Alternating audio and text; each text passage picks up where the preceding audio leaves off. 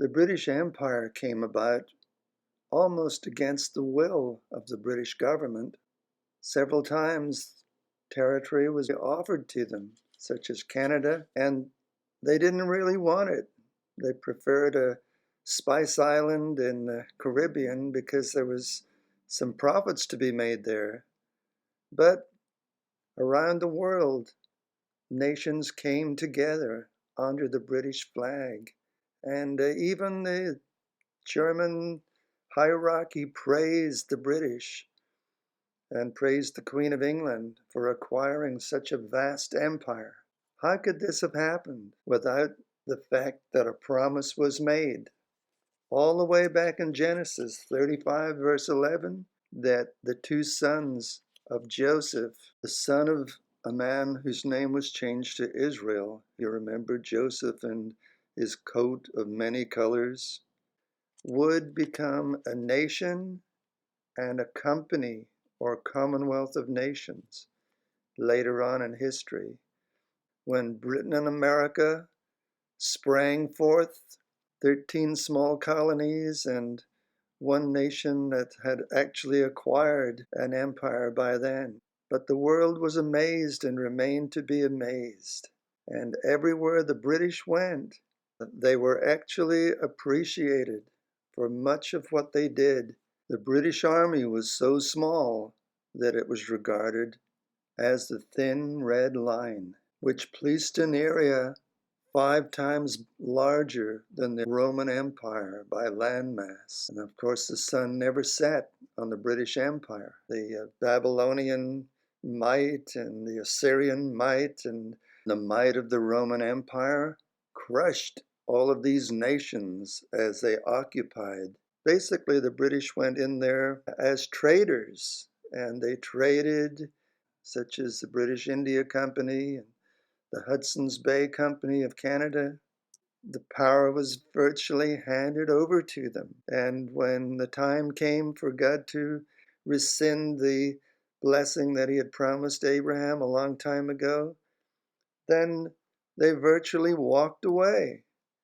And those nations were left to their own devices. Today, the British Empire has become the British Commonwealth of Nations. And the appreciation for the Queen is shown every time she or one of her children arrive there.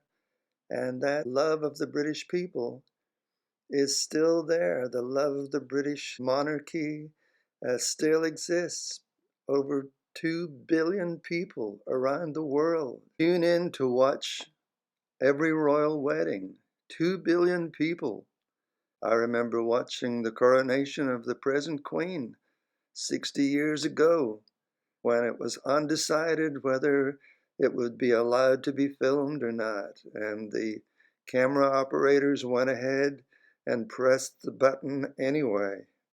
See it on YouTube. It's something tremendous to watch. There's never been a nation that's been so appreciated. And if you had lived amongst the English, you find that they do have a gentleness and a kindness. And God has given many nations certain national characteristics, and he gave that kindness to the British, who actually appreciate everyone who comes amongst them. So let's not condemn the British people, because God actually regards the British people as the apple of my eye. And I must add a huge caution to the European leaders and negotiators with the British over their leaving the European Union, and the certain individuals who I could name. When God corrects a nation, it betters the nation, and he will soon begin to prepare the British people to take their place again in leadership and in rulership under his government, a world ruling government. And the British will be appreciated again after a terrible European attack and a captivity for 3.5 years. And they will be humbled to the point of obedience. And this world will become the kingdom of God on earth. And the British people will be in the foreground, setting the best example to the nations around the world. This is the future. of the British people, and especially the English, who many may hate, and who a very real God, who does exist, loves above all nations. That same God who will save them out of a most tragic situation just ahead.